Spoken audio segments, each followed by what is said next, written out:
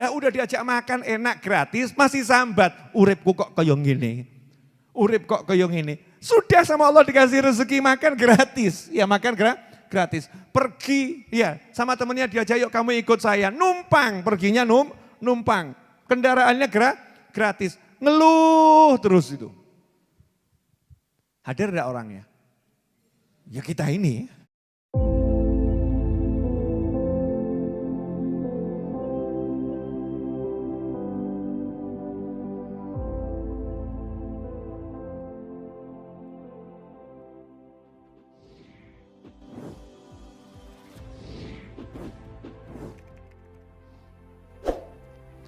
Nanya boleh nih.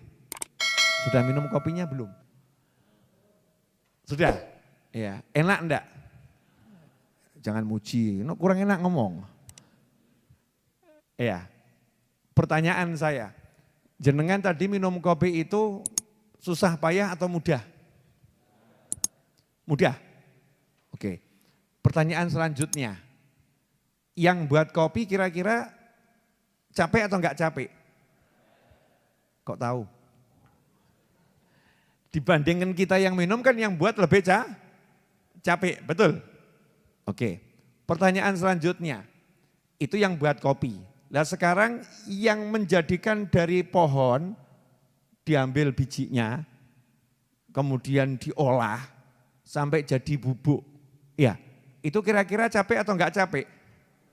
Capek. Lebih capek mana? Yang buat kopi atau yang ngolah dari pohon? Ngolah dari pohon. Pertanyaan selanjutnya, mana yang lebih capek? Supir truk yang nganter atau kita yang minum? Itu kan kopi-kopi kan dibawa paket truk ya dari satu daerah ke daerah yang lain. Jasanya teman-teman saya supir-supir truk di seluruh Indonesia, ini kan luar biasa. Pertanyaan saya, mana yang lebih capek? Kita yang minum atau supir truknya? Supir truknya, ya lebih capek. Pertanyaan terakhir, lah yang ngatur ada yang bagian nanem, ada yang bagian buat kopi, ada yang bagian jadi sopir, ada yang bagian tinggal minum. Ini yang ngatur siapa? Allah Subhanahu wa ta'ala. Lah kalau jenengan dijadikan yang bagian nanem, terus ngersulo. Urip kok kaya ngene. Hidup kok seperti ini, nanam kopi, terus ngurusi kopi, terus kapan sugihku? Kapan saya kayanya? Kapan saya suksesnya? Kok hidup kok seperti ini? Pertanyaan saya. Ini berarti lagi protes siapa? Yang diprotes siapa? Bagian kopi. Mas Puji di dapur. Urusannya kompor panas. Ya kompor panas. Terus protes. Saya ini kok bagiannya ya yang gak enak di dapur. Kadang-kadang ya sering-sering, bukan kadang-kadang gak bisa ikut ngaji. Bahkan itu kopi kadang gak sempat ngincipi sudah habis. Kok seperti ini terus ya? Saya kok gak seperti Ustadz Iis yang duduknya di depan, di syuting, terkenal. Ya, Ustadz Iis gitu kan ya. Kenapa saya gak seperti Edwin Rus Cahyadi yang dijuluki Abah Edwin. Ya, modalnya cuma duduk kemudian bakar menyan, ya bakar ukup di depan gitu ya. Asik, di syuting, kenalannya banyak. Saya kok di dapur begini nih ya Allah. Pertanyaan saya, ini yang lagi diprotes siapa? Habib Novel. Betul ya? Protes sama Habib Novel, Ustadz Novel, Pak Novel, Mas Novel. Juga protes sama Allah Subhanahu wa ta'ala. Betul? Nah jenengan tinggal minum. Monggo, bismillahirrahmanirrahim. Alhamdulillah, enak asli enak. Pemirsa silahkan bayangkan sendiri. Alhamdulillah. Tinggal minum, terus komentar. Kopi kok kayak ini. Kopi kok seperti ini. Ini sih bukan kopi, ini jamu ini. Ini namanya jamu, ini bukan kok kopi. Itu yang di dapur gimana sih? Ya, suruh buat kopi aja kok nggak becus, yang dibuat kok jamu. Pertanyaan saya, ini kalau lagi jenengan komentar seperti itu, kira-kira Mas Muji yang di dapur sebel atau enggak sebel? Sebel itu ya. Tinggal ruput kok ya kakean pola. Betul? Oke, sekarang saya balik.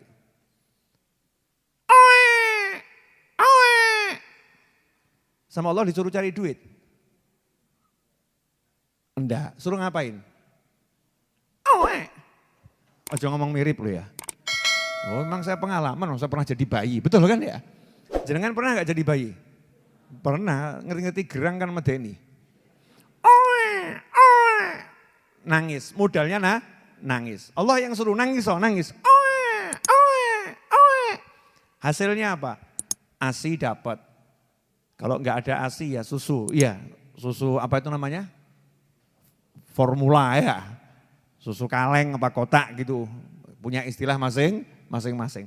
Kemudian pempes dapat, baju dapat, alas untuk tidur dapat, betul. Kemudian dijaga, ojo nganti kademen, jangan sampai kedinginan. Kedinginan dikit, selimuti. Kotor sedikit badannya, ngompol, dibersihkan, betul. Modalnya apa? Suruh oe. Nah kalau udah besar, suruh oe. Tahu enggak terjemahannya? Terjemahannya apa itu? Nah itu kalau jangan masih ingat, itu teriak, Gusti ya Allah, Allahumma ya Allah, Allahumma ya Allah. Minta tolongnya sama Allah, bukan sama ibunya. Minta tolong sama Allah, Allah. Makanya sama Allah ditundukkan semua, urus ini bayi. Nah itu dulu waktu kecil paham, rodok gede sidik lali. Mau disuruh sholat, enggak sholat. Suruh zikir, enggak zikir. Wa ma khalaqtul jinna wal insa illa liya'budun. Disuruh sama Allah ibadah, enggak ada disuruh cari duit. Kerja iya ibadah, kerja itu ibadah. Suruh kerja untuk ibadah, minta rezeki dari Allah. Rezekimu di langit, wa ma tu'adun, yang dijanjikan juga di langit. Mestinya kan gampang, tinggal ibadah, selesai urusannya. Tapi gara-gara cari duit, ibadahnya ditinggal. Mestinya tinggal ibadah, urusannya selesai. Sekarang dibalik, gara-gara cari duit, ibadahnya ditinggal. Gara-gara cari kedudukan, ibadahnya ditinggal. Gara-gara cari pujian dari orang, ibadahnya ditinggal. Padahal kalau ibadahnya yang dilakukan, duitnya akan cari dia, pujiannya akan datangi dia, kedudukannya akan mendatangi dia, dunia maupun akhirat. Syaratnya satu, ibadah betul. Ya, ibadah diantaranya orang bekerja itu ibadah, bukan cari duit. Ingat loh ya, kerja tapi bukan cari duit, kerja untuk ibadah. Nah, tadi yang bagian buat kopi ada, bagian minum ada, bagian distribusinya sampai ke kota, dari desa juga ada, dari perkebunan juga ada, dari kebun ke desa juga ada, bagian nanam juga ada. Pertanyaan saya yang terakhir, kira-kira yang bagi adil enggak?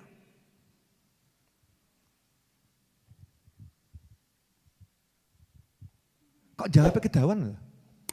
Kok kesuwen? Adil enggak yang bagi? Lah yang bagi siapa? Siapa yang maha adil? Allah yang maha adil, betul ya?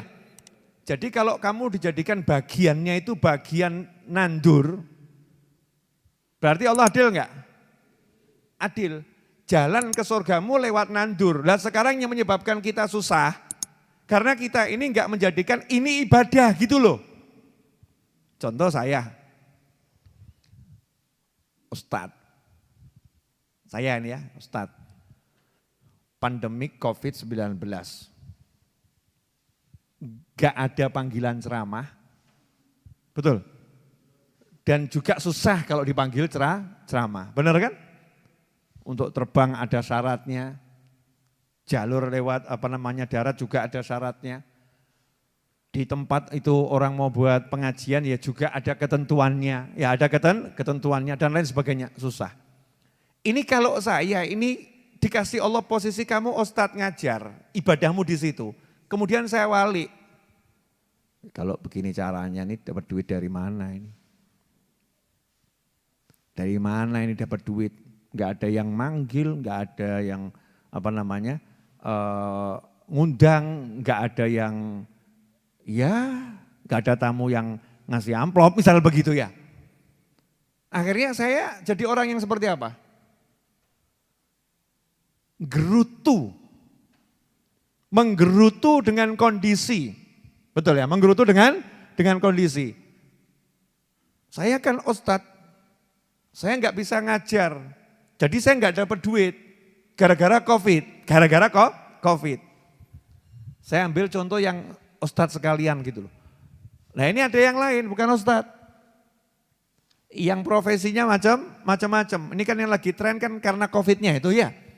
Gara-gara COVID. Lah itulah salahmu dan itulah salahku. Kamu disuruh ibadah bukan cari duit. Tapi kalau saya benar, uang rezeki saya itu bukan dari amplop kok.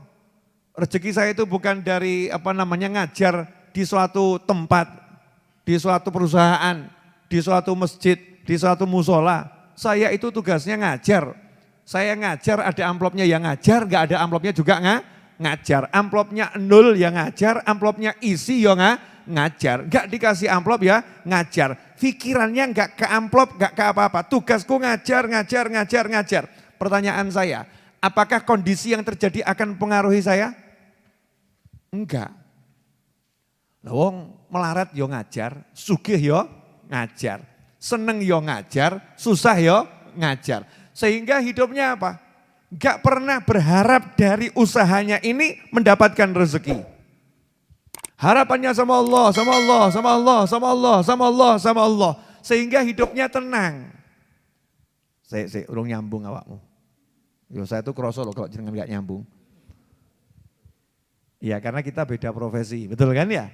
Sekarang tak turunkan Habib Novel karyawan suatu perusahaan. 5 bulan gak digaji. Bosnya ngomong, mohon maaf, semua pembayaran ditunda. Akan dibayar nanti, kapan gak tahu. Pertanyaan saya, kira-kira saya jadi karyawan ikhlas atau gerundel? Gerundel ya. Ya kalau ngomong sama bosnya ya wajar tuh ya, bos ya dikit-dikit kalau buat sangu, tolong kalau ada diusahakan, wajar ya. Tapi kalau hidupnya gerundel terus, begini kapan nih gaji turun, kalau begini gimana hidup saya, begini bagaimana hidup saya, begini bagaimana hidup saya. Berarti kita menggantungkan rezeki dari perusahaan atau dari Allah. Berarti kita ini percaya rezekinya yang ngasih Allah atau perusahaan. Berarti kalau perusahaannya tutup, rezekimu tutup. Kalau perusahaannya bangkrut, rezekimu bangkrut. Betul? Nah, pola pikir seperti ini benar atau salah? Salah. Seharusnya bagaimana? Mau perusahaannya sehat atau enggak sehat, saya ini masih kerja, ya saya datang. Niatnya ibadah. Loh nanti kamu enggak digaji, yang gaji saya bukan bos saya, yang gaji saya bukan perusahaan saya, yang gaji saya Allah. Mesti nolak ki setan, surah masuk akal. Wis ki sing ngomong gendeng aja mbok turuti gitu ya. Yang gaji saya Allah. Loh nanti caranya gimana Allah ngasih rezeki kamu? Lah caranya ya Allah yang ngatur. Dan ini sudah dibuktikan dalam kehidupan. Kalau saya suruh ngasih contoh turah-turah. Kalau dijadikan buku itu entah berapa ratus ribu jilid. Kisah orang-orang yang dia kerja itu gajinya dibuat sekali makan itu ya. Sekali makan sama 10 temannya habis. Tapi setiap hari bisa nraktir temannya makan-makan. Loh kok iso? Yumbuh. Ada saja tiba-tiba rezeki dari kanan, dari kiri, dari atas, dari bawah. Allah yang ngasih. Nah kita percaya enggak itu? Nah kalau percaya, lihat tuh Isra Mi'raj. Ini baru mau ngomong, mesti jenengan bingung. Nyambungi Mbak Isra Mi'raj yang di. Podo aku ya bingung. Oh, saya juga enggak ngerti saya ngomong begini, emangnya kalau saya ngomong mikir, enggak mikir. Yang penting ngomong, tugasnya guru saya ngasih tugas saya, kamu ngomong. Nanti kalau udah enggak ada yang mau diomongkan, diem. Kan begitu ya. Lihat itu Isra Mi'raj Nabi Muhammad SAW. Pertanyaan saya, apakah Kanjeng Nabi Muhammad SAW punya jet pribadi? Enggak. Apakah Rasulullah SAW pernah membuat perencanaan, melakukan perjalanan secepat kilat dari Mekah menuju Palestina? Pernah? Tidak. Apakah Nabi Muhammad SAW pernah melakukan rencana untuk menembus 7 lapis langit seperti orang sekarang pengen ke planet Mars? Buat perencanaan seperti itu? Enggak. Apakah Nabi Muhammad SAW menyiapkan dana sekian puluh juta untuk melakukan perjalanan keliling dunia? Enggak. Apa yang dilakukan Nabi Muhammad SAW? Tugasnya apa? Wa ma 'alaika illal balagh. Cuma nyampain apa yang dari Allah, ngajak manusia ke jalan yang baik. Begini, la ilaha illallah, ucapkan la ilaha illallah Muhammadur Rasulullah, la ilaha illallah Muhammadur Rasulullah. Cuman itu, aslim taslam, masuklah Islam kamu akan selamat dunia akhirat. Cuma ngajak orang begitu. Yang dijalankan Nabi Muhammad SAW, dicaci ya diterima, dihina ya diterima. Gak marah-marah kalau dicaci, gak marah-marah kalau dihina, diterima. Oh berarti aku kurang baik, oh aku kurang hebat, oh aku kurang maksimal, akunya yang kurang. Terus begitu Nabi Muhammad SAW. Terus bergerak, tiba-tiba malam-malam lagi tidur. Didatangi malaikat Jibril alaihissalam, malaikatnya bawa kendaraan. Makanya kamu kalau menjemput kiai itu pakai kendaraan yang bagus. Yai, nanti kalau pengajian saya yang jemput ya. Ya kalau udah ngomong seperti itu ya bawa kendaraan yang terbaik. Malaikat Jibril itu mau jemput Kanjeng Nabi SAW ya bawanya kendaraan yang terbaik. Buraq ini kendaraan yang terbaik. Sekali melangkah, langkah kakinya sejauh pandangan mata. Jadi kalau pandangan mata Buraq itu 100 kilo, berarti sekali melangkah 100 kilo. Ya kita nggak ngerti ya, Buraq itu pandangannya sejauh apa ya. Tapi pandangan kita kan lihat matahari bisa ya. Bayangkan kalau kita punya kemampuan seperti itu, sekali melangkah sejauh pandangan mata. Masya Allah itu. Tinggal cari tempat yang agak tinggi terus delok nih. Tuh, ya, tekan gitu kan. Lihat langsung sampai, kecepatannya luar biasa. Nabi SAW gak pernah membayangkan, gak pernah menghayalkan, gak pernah menginginkan, bahkan gak pernah. Dijemput naik Buraq ke Palestina, Masjidil Aqsa, ketemu Nabi dan Rasul. Semuanya, terus dibawa ke langit, ketemu nabi-nabi di langit, masuk surga, ngincipin buahnya surga, ngincipin airnya surga, rezeki yang luar biasa, terus pulang. Waktu pulang ternyata tempatnya masih hangat, jadi seperti enggak pergi seperti enggak pergi, berangkat seperti enggak berangkat, karena cepat dan barokahnya luar biasa. Pertanyaan saya, berarti rezekinya Kanjeng Nabi SAW ini bisa menempuh jarak, ngelipat jarak ini karena Kanjeng Nabi punya kekuatan atau Allah memberi kekuatan? Kekuatan yang Allah berikan itu disangka-sangka oleh Nabi atau tiba-tiba? Kalau bahasa Jawanya ujuk, betul ya? Tiba-tiba, min haitsu la yahtasib, dari arah yang enggak pernah diduga. Nah saya mau nanya sama dirimu dan sama diriku, yuk kita nanya pada diri kita masing-masing. Bisa enggak Allah ngasih kejutan untuk kita? Bisa atau sering? Loh, awake dhewe ya mudeng loh ya, kerep gitu ya. Sering loh kita ini. Kalau dihitung gaji kantor itu enggak mungkin cukup. Enggak mungkin cukup. Tapi nyatanya kok hidupnya lebih dari cukup. Bahkan yang Gresula itu, utangku ras kebayar, urip kaya ngene, itu sehari makan 7 kali itu. Enggak sadar main ke rumahnya Habib Novel disuguhi, kan begitu ya. Main ke rumahnya Kiai disuguhi, main ke rumahnya Ustadz Fulan disuguhi. Ketemu temennya diajak makan, nah udah diajak makan enak gratis, masih sambat, uripku kok kaya ngene. Urip kok kaya ngene. Sudah sama Allah dikasih rezeki makan gratis, ya makan gratis. Pergi ya sama temennya diajak, yuk kamu ikut saya, numpang, perginya numpang. Kendaraannya gratis, ngeluh terus itu. Hadir enggak orangnya? Ya kita ini, bukan orang lain. Berarti nyambung enggak tadi hikmahnya Isra Mi'raj dengan apa yang saya sampaikan? Kok bisa nyambung?